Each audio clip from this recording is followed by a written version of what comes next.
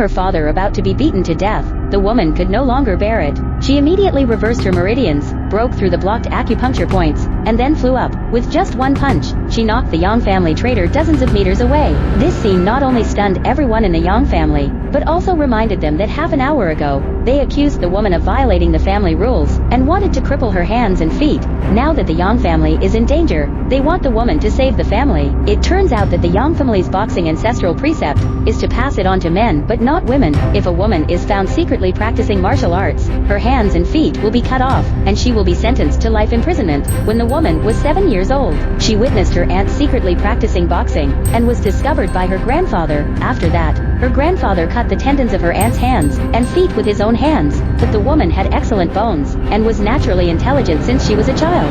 No matter what martial arts she learned, she could learn it at a glance, so she often practiced martial arts secretly. This continued until the woman was, when she grew up. No one in the Yang family knew except her aunt, that the delicate eldest daughter had already become a peerless master. One day, she was lying on the wall and found her brother being beaten by a group of thugs. The thugs even asked her brother to crawl into their crotch to humiliate him. The woman could not bear it anymore, and jumped down from the roof, with 3 punches and 2 kicks. The thugs were beaten and fled in panic. This scene happened to be discovered by her father. The father quickly pulled her into the house, and scolded her for half an hour, and asked her who taught her martial arts. Unexpectedly, the girl's words almost pissed him off.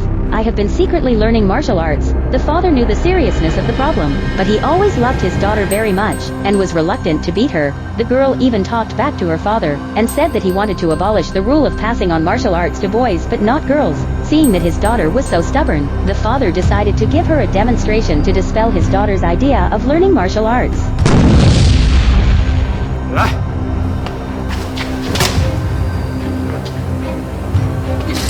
行了，你的身材瘦小，不是这块料。 The father interrupted his daughter and said that Yang family boxing was extremely strong and not suitable for girls. He also told her not to learn it secretly anymore, and not to let others know that she had learned it secretly. At this time, the bell of the ancestral hall rang to summon the whole family. The father left in a hurry, who knew that as soon as they left, the black iron stone was broken into powder. As soon as they arrived at the ancestral hall, the grandfather gave an order and the woman was tied up. It turned out that when the woman was fighting with the gangsters, the grandfather happened to be next to her. The father knew the seriousness of the problem, and quickly knelt down to plead with the father, but the grandfather was very stubborn and insisted on enforcing the family rules, and asked the woman's father to do it himself. The father pulled out the dagger and trembled all over. The woman recalled the miserable state of her aunt and was horrified. 把他给我抓起来！我看谁敢！我绝对不会把我的女儿交给你，我让开！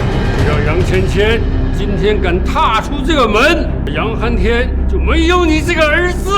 Before they even walked out of the gate, a large rock flew over and smashed down their doorplate.